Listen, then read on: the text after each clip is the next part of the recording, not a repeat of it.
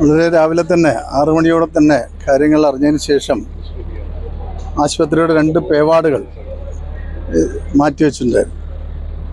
അതിനുശേഷം ജില്ലാ ഭരണകൂടവും മുനിസിപ്പാലിറ്റിയും ചേർന്ന് എല്ലാ സൗകര്യങ്ങളും ഒരുക്കി. പക്ഷേ ഏറ്റവും നിർഭാഗ്യകരമായിട്ടുള്ള സംഭവമാണ് നടന്നിട്ടുള്ളത്. ഇപ്പോൾ 52ഓളം ബോഡികൾ നമുക്ക് ഇവിടെ എത്തിയിട്ടുണ്ട്. ഇത് തിരിച്ചറിയാനാവാത്തതും ഉണ്ട്. അതെല്ലാം ഇനി ഇപ്പോൾ ചില DNA ടെസ്റ്റുകൾ നടത്തേണ്ടി വരും. അതിനുള്ള നടപടികളൊക്കെ ആയിട്ടുണ്ട്, അത് നടക്കുന്നുണ്ട്.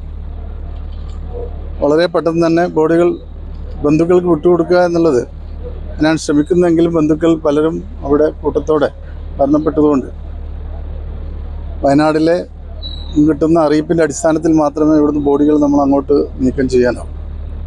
ഇനിയും ധാരാളം ഫ്രീസറുകൾ നമ്മൾ എത്തിക്കാൻ ശ്രമിക്കുന്നുണ്ട്.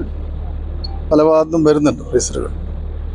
ഇവിടെ ഈ ഭാഗത്ത് ഗവൺമെൻറ്റിൻ്റെ ഭാഗത്ത് നിന്ന് ആവശ്യമായ എല്ലാ നടപടികളും സ്വീകരിച്ചിട്ടുണ്ട്.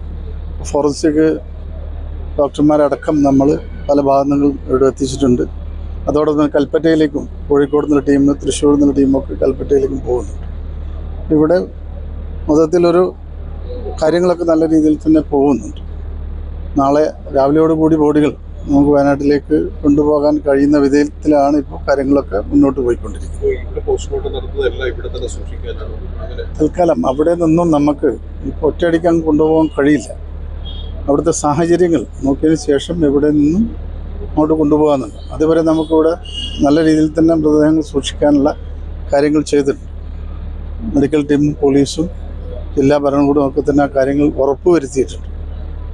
ധാരാളം ഫ്രീസറുകൾ ഇനിയും നമുക്ക് കൊണ്ടെത്തിക്കാൻ കഴിയും. പിന്നെ ചില ശരീരഭാഗങ്ങൾ ഉണ്ടല്ലോ, അത് അവിടെ എത്തിക്കണമെങ്കിൽ അതിൻ്റെ ബാക്കിയുള്ള കാര്യങ്ങൾ കൂടി അതിൻ്റെ മാസറിലും ഒക്കെ നമുക്ക് രേഖപ്പെടുത്തുന്നുണ്ട്. കാരണം ഭാവിയിൽ അവരുടെ ബന്ധുക്കൾക്കൊക്കെ തന്നെ ആവശ്യമായി വരുന്ന രേഖകളൊക്കെ തന്നെ ഉണ്ടല്ലോ.